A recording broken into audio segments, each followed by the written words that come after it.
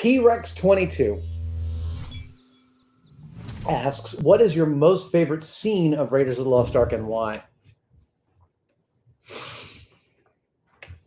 I love the love scene between Indy and Marion on the boat where he falls asleep. That's where you get to understand them, right? And this is the difference between exposition and action. The difference between exposition and action is when you first meet Marion, she gives you some exposition about Indy. I was a child, you know what you were doing, all that complicated stuff they're talking about. That's exposition. She's just telling you about the past. But in that scene in the boat where she's trying to help him and everything hurts, she says, what doesn't hurt? And he says, here. And then he says, here. Lifts his hat here. And then he says, maybe here. I mean, so much great storytelling, because what Spielberg is showing you is he's showing you their relationship rather than telling you about it. He's showing you the sense of humor between them, the sense of play. When he says here and she kisses it, he's doing this because he's exasperated. He's trying to think of the one part of him that doesn't hurt. And he's making it's a joke, but it's not a joke. And then when she kisses his elbow, it changes the whole trajectory of the scene, because now there's a game afoot. And he joins the game by saying, maybe here. So he's moving closer to here, but they haven't kissed yet in the film. They haven't kissed yet. And it's been part of the electricity between them. And then they kiss. And then, which we've been waiting for the whole film, and you think, oh, the music swells, here it happens. And he falls asleep.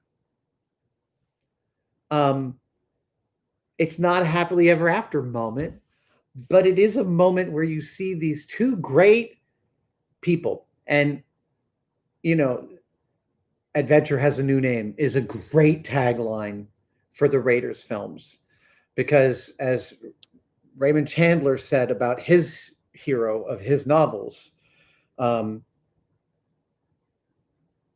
story is the story of this person's adventure, and it would be no adventure if it did not happen to a person fit for adventure.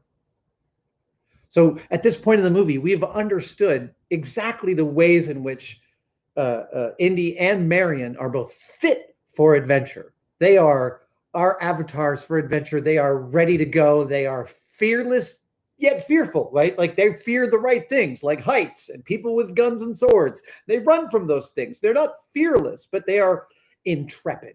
And so we've understood that they're intrepid, and now we understand why they belong together, right? That's the scene in which we understand why they belong together. And it's a great scene, and it's a scene about life.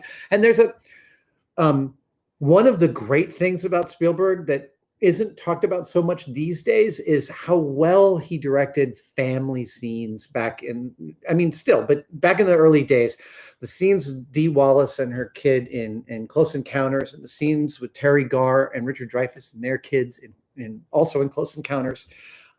Those were messy, weird ways to shoot families. That wasn't really common back then. And I feel like Spielberg's borrowing from a much more kind of Cassavetes sort of trajectory of filmmaking at that point, and taking it to a whole other level of realism and what feels like you're visiting a real house and real people. And Indy falling asleep is sort of part of that same whole arc. There's a way in which Spielberg loves to play the trope, but he also loves to subvert the trope at the last minute. And that keeps you on your toes, and it means that you're always kind of excited about what's going to happen, because it's never going to be what you expect. Can you tell my mad respect for this man? I mean, the whole team on Raiders is just amazing.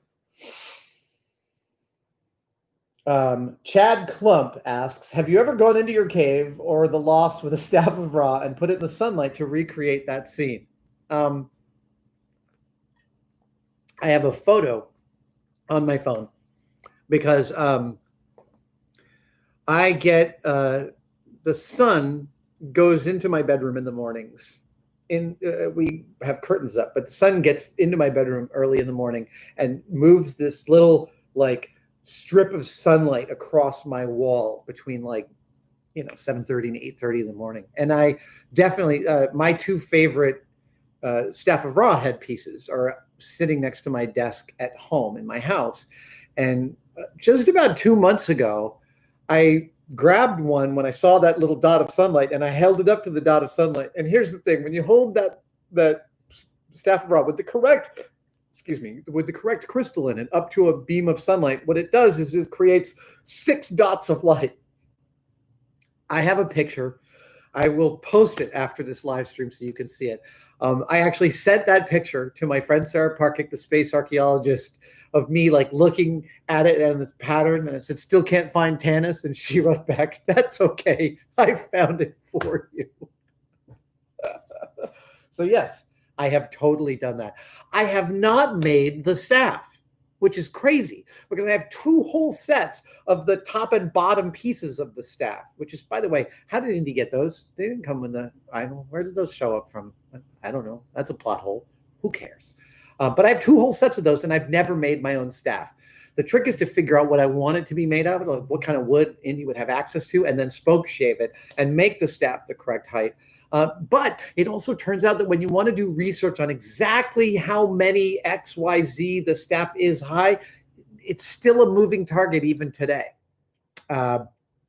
So it would require some decision-making about my opinion about the kind of research people have done into the language on the front and back of the headpiece of the Staff of Ra, what the language actually means, and the height of the staff in the film. Because if I'm correct, the height of the staff in the film is not at all the height that the Imam tells Indy and his friend how high the staff should be. I think the height that they get to is like maybe about this high, and in the film, the staff is like up here.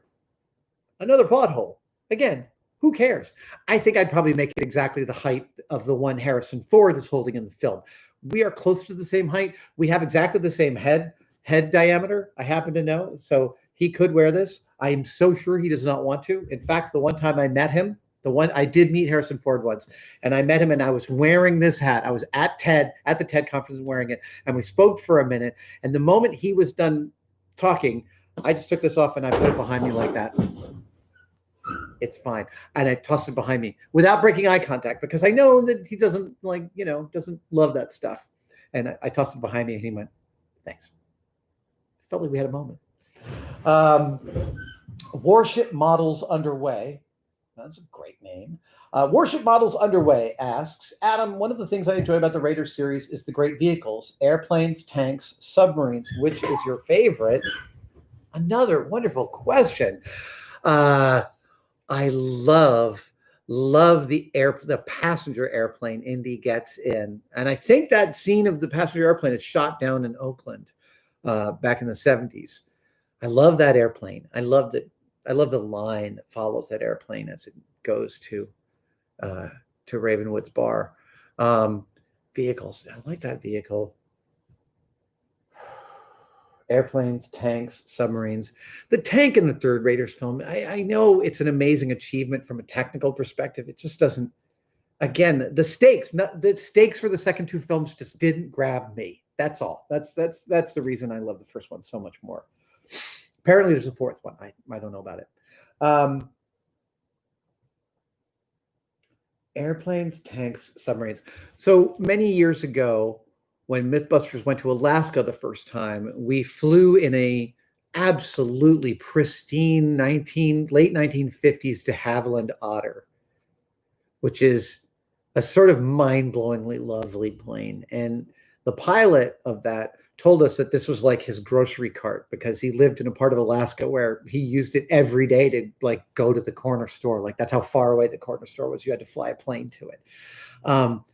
Consequently, this guy flew so much that the landing we had in his plane was, without a doubt, full stop, the smoothest landing I have ever had. And it was on a freaking glacier.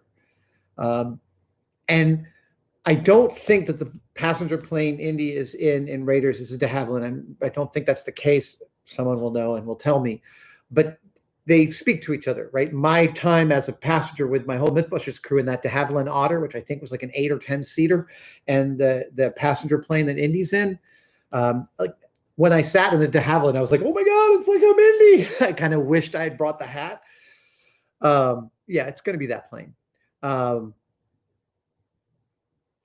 am I wrong that the plane that's supposed to be is something's tickling in my head that that's supposed to be the